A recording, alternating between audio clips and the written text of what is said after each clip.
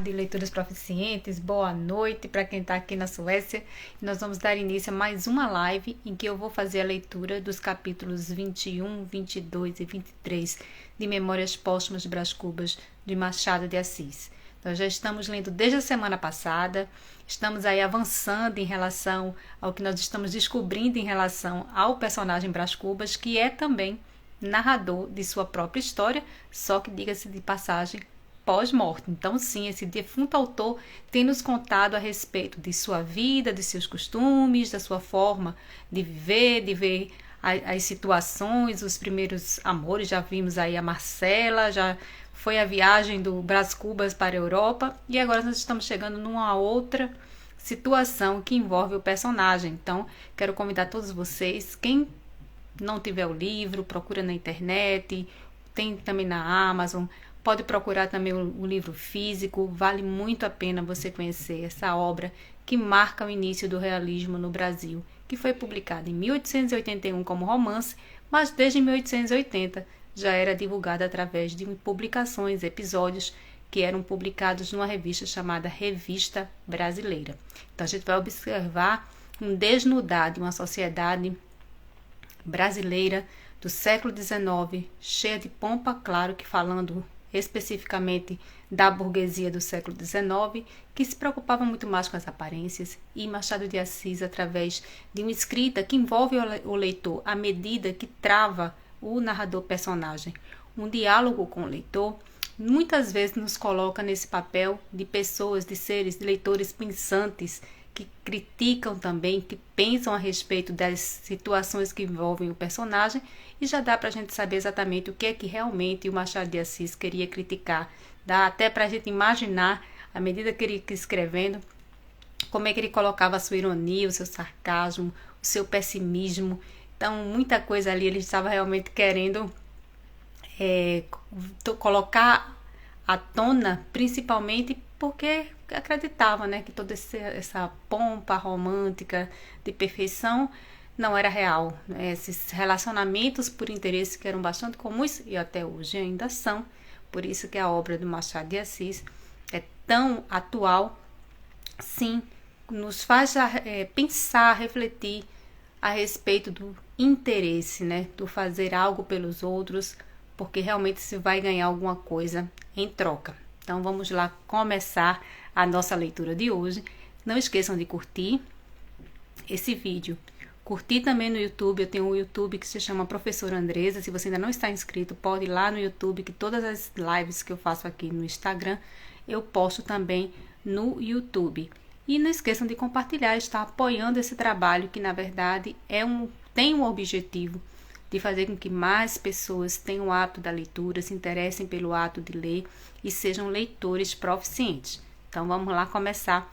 Capítulo 21, que se chama O Almocreve. O Almocreve, na verdade, é aquela pessoa, um condutor de animais de cargas pesadas, tá bom? Então vamos começar com essa primeira explicação a respeito do que significa o termo. E vamos lá. Vai então, empacou o jumento em que eu vinha montado. Fustiguei-o, ele deu 2 corcovos, depois mais 3, enfim, mais um, que me sacudiu fora da sela, com tal desastre, que o pé esquerdo me ficou então preso. Espantado, disparei pela estrada fora. Digo mal, tentou disparar e efetivamente deu 2 saltos, mas o almocreve que ali estava acudiu a tempo de lhe pegar na rédea e detê-lo, não sem esforço nem perigo. Dominado o bruto, desvencilhei-me do estribo e pus-me de pé. Olhe do que vosmecê escapou, disse o almocreve. E era verdade. Se o jumento corre por ali fora, contundia-me deveras, e não sei se a morte não estaria no fim do desastre. Cabeça partida, uma congestão, qualquer transtorno cá dentro, lá se me ia a ciência em flor. O almocreve salvara-me talvez a vida, era positivo. Eu sentia no sangue que me agitava o coração. Bom almocreve. Enquanto eu tomava consciência de mim mesmo, ele cuidava de consertar os arreios do jumento, com muito zelo e arte. Resolvi dar-lhes 3 moedas de ouro das 5 que trazia comigo. não porque tal fosse o preço da minha vida, essa era inestimável, mas porque era uma recompensa digna de dedicação com que ele me salvou. Está dito, dou-lhe as 3 moedas. Pronto, disse ele, apresentando-me a rédea da cavalgadura. Daqui a nada, respondi. Deixa-me que ainda estou em mim. Ora qual? Pois não é certo que ia morrendo? Se o jumento corre por aí fora, é possível, mas com a ajuda do Senhor, viu vosmecê que não aconteceu nada. Fui aos alforjes, tirei um colete velho, com cujo bolso trazia as 5 moedas de ouro, e durante esse tempo cogitei se não era excessiva a gratificação. Se não bastavam 2 moedas. Talvez uma. Com efeito, uma moeda era bastante para lhe dar entremeações de alegria. Examinei-lhe a roupa, era um pobre diabo, que nunca jamais vira uma moeda de ouro. Portanto, uma moeda. Tirei-a, via reluzir a luz do sol, não a viu o almocreve, porque eu tinha-lhe voltado as costas, mas suspeitou talvez. Entrou a falar ao jumento de um modo significativo. Dava-lhe conselhos, dizia-lhe que tomasse juízo, que o senhor doutor podia castigá-lo. Um monólogo paternal. Valha-me Deus, até ouvi estalar um beijo. Era o almocreve que lhe beijava a testa. Olé! Exclamei. Queira vosmecê perdoar, mas o diabo do bicho está a olhar para a gente com tanta graça. Ri-me, hesitei, meti-lhe na mão cruzado em prata, cavalguei o jumento e segui a trote largo, um pouco vexado, melhor direi um pouco incerto do efeito da pratinha. Mas a algumas braças de distância olhei para trás. O almocreve fazia-me grandes cortesias com evidentes mostras de contentamento. Adverti que devia ser mesmo. Eu pagara-lhe bem, pagara-lhe talvez demais. Meti os dedos no bolso do colete que trazia no corpo e senti umas moedas de cobre. Eram os vinténs que eu devera ter dado ao almocreve, em lugar do cruzado em prata. Porque, enfim, ele não levou em mira nenhuma recompensa ou virtude. Cedeu ao impulso natural, ao temperamento, aos hábitos do ofício. Acresce que a circunstância de estar, não mais adiante nem mais para trás, mas justamente no ponto do desastre, parecia-me constituí-lo simples instrumento da providência. E de um ou de outro modo, o mérito do ato era positivamente nenhum.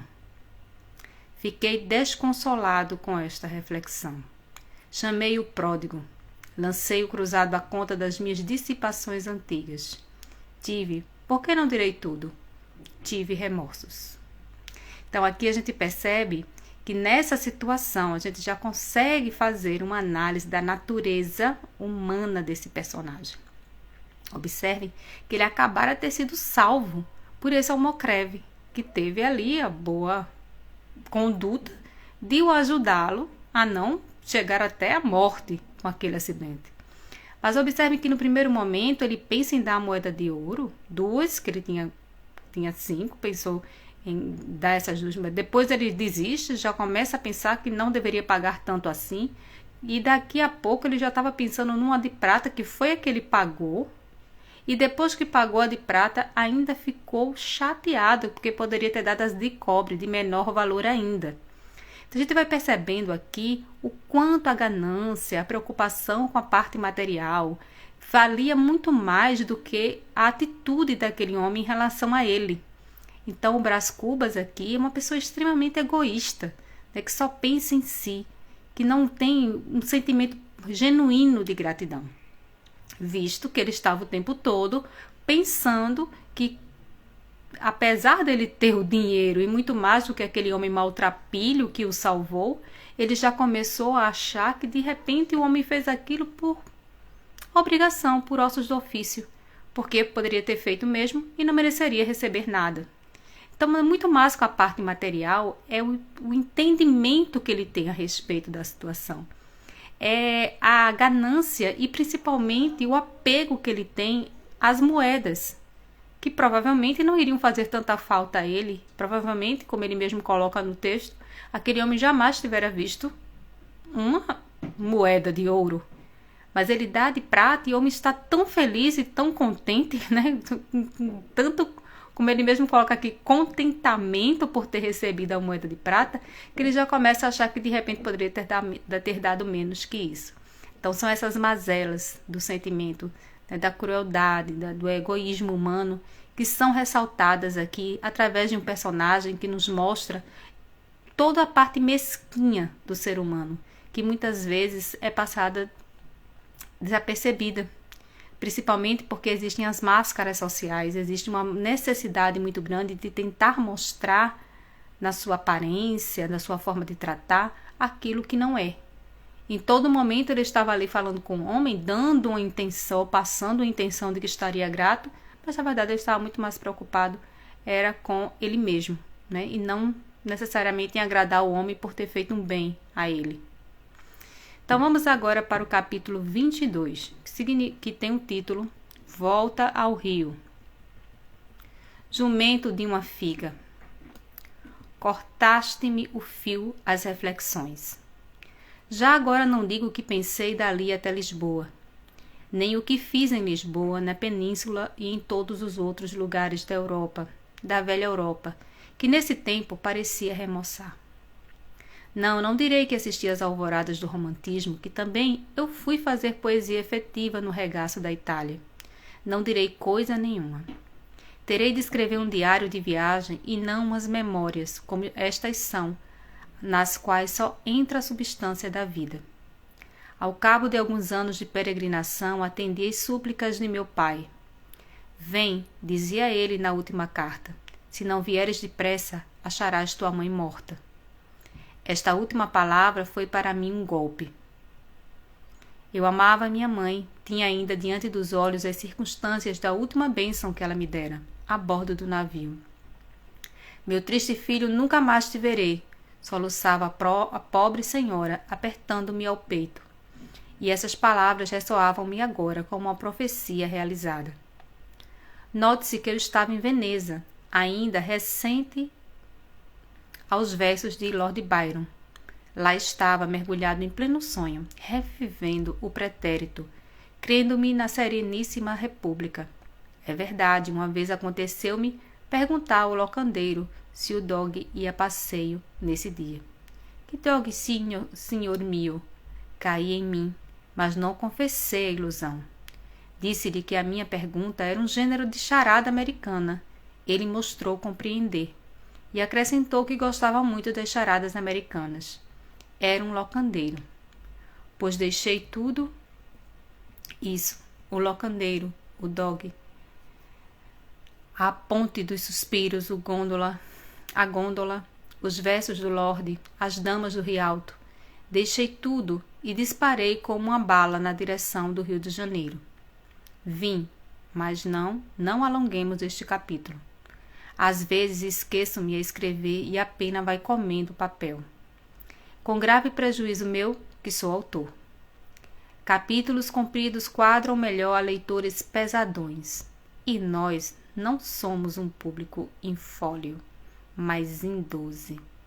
Pouco texto, larga margem, tipo elegante, corte dourado e vinhetas. Não alonguemos o capítulo. Agora vamos para o capítulo 23, que é o último de hoje da nossa leitura, que se chama Triste Mais Curto. Então, nesse capítulo 22, a gente sabe que ele recebe uma carta do pai, avisando que a mãe estava muito doente e que era necessário que ele viesse o quanto antes, pois provavelmente, se ele demorasse, ele não a encontraria mais viva. Então, ele deixa para trás todos os seus prazeres da Europa e vem o mais rápido que pode para o Brasil, retorna ao Rio de Janeiro. Agora capítulo 23, triste e mais curto. Vim, não nego que ao avistar a cidade natal, tive uma sensação nova. Não era efeito da minha pátria política, era o do lugar da infância, a rua, a torre, o chafariz da esquina, a mulher de mantilha, o preto do ganho, as coisas e cenas da meninice buriladas na memória. Nada menos que uma renascença, O espírito, como um pássaro, não se lhe deu da corrente dos anos. Arrepiou como um pássaro, não se lhe deu... arrepiou o voo na direção da fonte original e foi beber da água fresca e pura, ainda não mesclada do enxurro da vida. Reparando bem, há aí um lugar comum, outro lugar comum. Tristemente comum foi a consternação da família. Meu pai abraçou-me com lágrimas. Tua mãe não pode viver, disse-me. Com efeito, não era já o reumatismo que a matava, era um cancro no estômago. A infeliz padecia de um modo cru, porque o cancro é indiferente às virtudes do sujeito. Quando rói, rói. Roer é seu ofício. Minha irmã Sabina, já então casada com Cotrim, andava a cair de fadiga. Pobre moça. Dormia 3 horas por noite, nada mais. O próprio tio João estava abatido e triste. Dona Eusébia e algumas outras senhoras lá estavam também, não menos tristes e não menos dedicadas. Meu filho. A dor suspendeu por um pouco as tenazes. Um sorriso alumiou o rosto da enferma, sobre o qual a morte batia essa asa eterna. Era menos um rosto do que uma caveira, a beleza passara. Como um dia brilhante, restavam os ossos que não emagrecem nunca. Mal poderia conhecê-la, havia 8 ou 9 anos que nos não víamos. Ajoelhado ao pé da cama, com as mãos dela entre as minhas, fiquei mudo e quieto, sem ousar falar, porque cada palavra seria um soluço e nós temíamos avisá-la do fim. Vão temor. Ela sabia que estava prestes a acabar. Disse-mo, verificamo-lo na seguinte manhã. Longa foi a agonia, longa e cruel, de uma crueldade minuciosa, fria, repisada, que me encheu de dor e estupefação. Era a primeira vez que eu via morrer alguém. Conheci a morte de oitiva. Quando muito tinha visto já petrificada no rosto de algum cadáver, que acompanhei ao cemitério, ou trazia-lhe a ideia embrulhada nas amplificações de retórica dos professores de coisas antigas. A morte aleivosa de César, austera de Sócrates, a orgulhosa de Catão. Mas esse duelo do ser e do não ser, a morte em ação, dolorida, contraída, convulsa, sem aparelho político ou filosófico. A morte de uma pessoa amada, essa foi a primeira vez que a pude encarar. Não chorei. Lembra-me que não chorei durante o espetáculo. Tinha os olhos estúpidos, a garganta presa, a consciência boquiaberta. Que?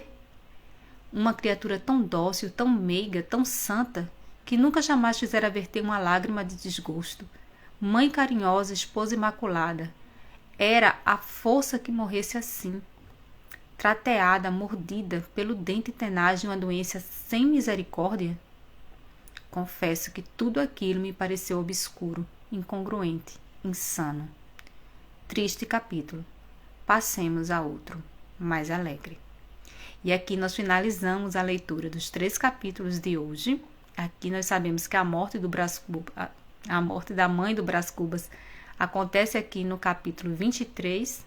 Ela tem uma doença muito grave, que é o cancro no estômago. Ela sofre muito. E ele a acompanha nesse tortuoso momento até o último suspiro, que é quando ele se depara pela primeira vez com a morte de alguém que ele amava. Não só já encontrando a pessoa morta, né? Mas acompanhando aquele processo de sofrimento até o último momento de sua mãe. Então, um capítulo aqui que o próprio Brás Cubas coloca como um capítulo muito triste, visto que ele entendia que a mãe era uma pessoa muito boa, que não mereceria, né, aquelas, vamos dizer assim, aquela, de alguma forma, uma revolta, né, com a injustiça, sentindo a injustiça do fato da mãe dele ter falecido, visto que era uma pessoa tão boa, né, uma pessoa que era meiga, que ele amava tanto e que tinha morrido de uma doença tão triste e tão dura. Então aqui finalizamos o capítulo, que é um triste capítulo, que é o capítulo 23. Amanhã nós vamos dar continuidade à leitura desse romance. Espero que você esteja comigo aqui nesse desafio, lendo também, acompanhando. Nós vamos ler amanhã o capítulo 24, 25 e 26. Então Então não deixem de curtir, de compartilhar. Amanhã eu estarei aqui mais uma vez no mesmo horário, 8 horas da noite na Suécia, 3 horas da tarde no Brasil. Então, beijo para vocês e até o nosso próximo encontro.